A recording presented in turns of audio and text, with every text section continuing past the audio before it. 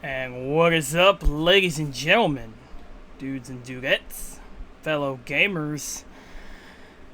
So it is here, it is finally here, the developer message from the Resident Evil 8 developers. Now this video is going to be a little different than my reaction trailer video.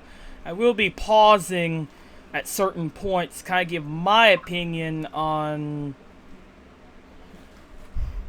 what is to come in the actual game, and we will go from there. So let's get right into this. Hi, I'm Tsuyoshi Kanda, producer on Resident Evil Village. And I'm Pete Fabiano, also producer on Resident Evil Village. We hope you all had the chance to check out and enjoy our trailer.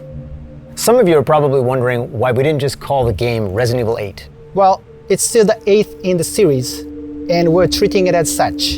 You can even see the Roman numeral 8 in the game logo, so it's Resident Evil 8, just not in name.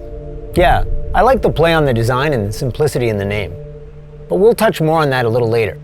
Hold up, guys, just to throw this out there. So, supposedly, what I also read, this game was also supposed to be Revelations 3. I can't remember where I read that now. I think I read it on Kotaku, I think. I'm not sure. I don't really remember, but yeah, the game was supposed to be Revelations 3, and then they just made it the 8th game in the series, which, by the way, if you still haven't seen the trailer or seen my reaction to the trailer, I'll leave that link in the description. You can go check that out as well. Anyway, let's continue. Now, why don't we just jump in and let viewers know a little bit more about the game itself? First off, Resident Evil Village will be available on PlayStation 5, Xbox Series X, and Steam. Right, and in line with previous Resident Evil titles, we're using RE Engine. That engine brought Resident Evil 7 Biohazard, Resident Evil 2, Devil May Cry 5, and most recently, Resident Evil 3 to life. We were able to take all that we learned from those titles, along with our internal development efforts, and optimize the latest version of the engine for the next generation of consoles. With the combined power of Next Gen and RE Engine, we can take our developers' vision to new heights. Once again, we're planning a fresh take on survival horror, this time upping the ante on action a bit. Realistic graphics and immersive audio, coupled with no load times, will really draw you into the world we've created for Resident Evil Village. Speaking of which, the game takes place a few years after the events of Resident Evil 7 Biohazard. Right, and it follows the story of protagonist Ethan Winters. So to throw this out there, and what I've been told and what I've read, the game will take place 7 years after the events of RE7, which I did figure it would take place a few years after.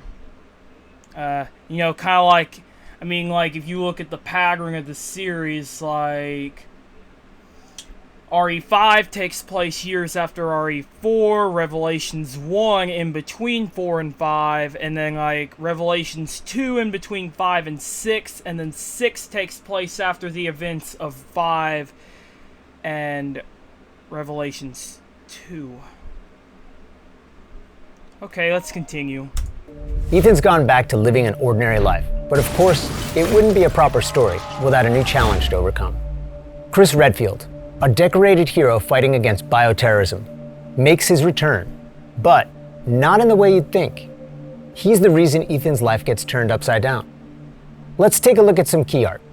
You can see Chris looking dark and far more brooding than in earlier Resident Evil appearances. The last thing worth mentioning. Wait, before we go on, I did have a hunch that we would see a much darker version of Chris Redfield in this game compared to previous games. Now, that's going to be interesting now that they just mentioned Chris could possibly be the reason Ethan's life gets turned upside down. That's going to be really interesting to see what they go with from there. Alright, now let's continue. In terms of characters here, is the village itself. It plays such a crucial role as the backdrop and setting up the game that we consider it very much its own character as well. Alright, shifting gears, let's talk a bit about the game's design. Wait, hold up. Before we go on there, I know I'm pausing a little too late, but if you noticed how they showed the key art right there, like I said in my reaction video, I did figure this game was going to give off some vibes from RE4, like, for sure. So, and the key art they showed, I believe, confirmed that. Alright, let's now continue.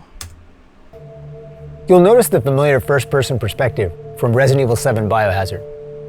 It really helps bring players into the world. It makes them feel like they are Ethan, with the same sense of heightened tension and fear.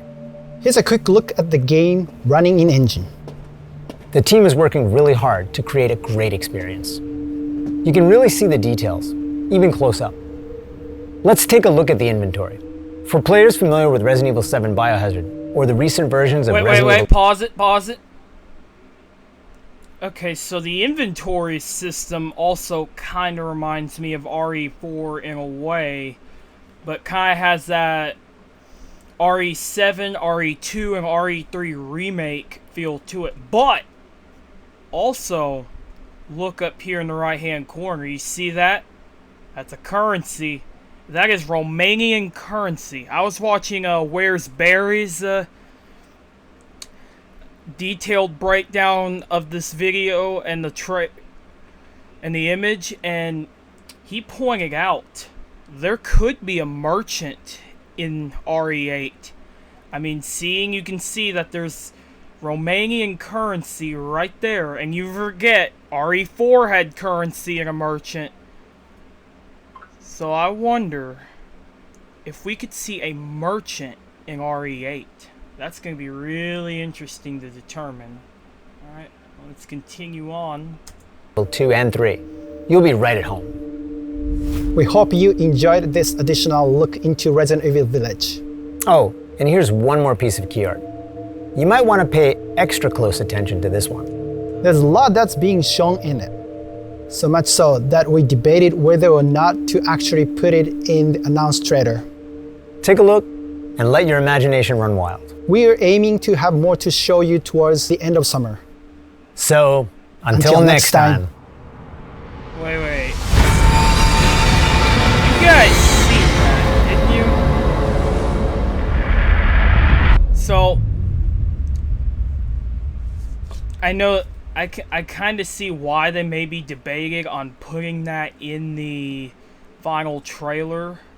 Okay, actually, let's go back and take a look at that image. A lot that's being...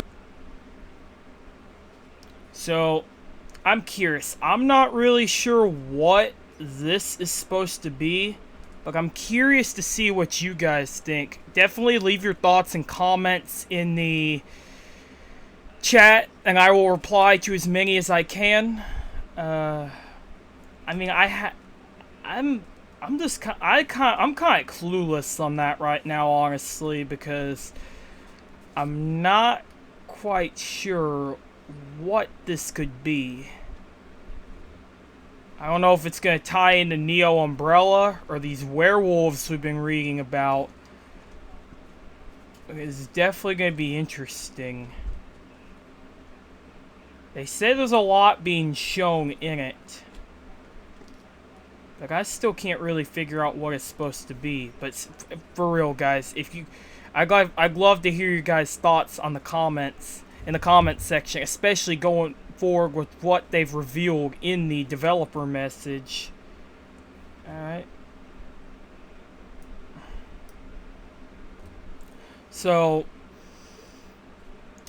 obviously, we know a little bit more now than we did in the announced trailer from the PS5 live event. So, okay, and we figured it was going to have first-person view, just like RE7 did, which, honestly, I think first-person is definitely going to be the way to go on this one. Also, I do want to point out something. I noticed this in whenever Residents of Evil was doing a reaction to the trailer live. I noticed in the live chat, a lot of the fans was giving their opinions. I actually told someone I figured the fan base was going to be divided over this. It was like whenever RE6 came out. That, in my opinion, was probably the point of no return, or so I thought it was, on the fan base being divided. And then it got kind of divided again with RE7, because, well, you know, because, see, here's the thing with RE6 and RE7. You had people that liked RE6 that refused to play 7, and people that liked 7 that refused to play 6. Also, kind of like how you got people that like RE2 Remake, but they refuse to play RE3 Remake. Or if the ones that did played Resistance, but I digress. That's another topic for another day. But anyway, that's gonna about do it for the video. Remember, if you guys, I would love to hear you guys' thoughts and comments. Thoughts in the comments section, and I will reply to as many as I possibly can. Be sure to leave a like and subscribe if you like this video. I try to upload a video, and I do try to stream every day. And probably gonna have a live stream coming at you later. So that's gonna about do it. And I'm out.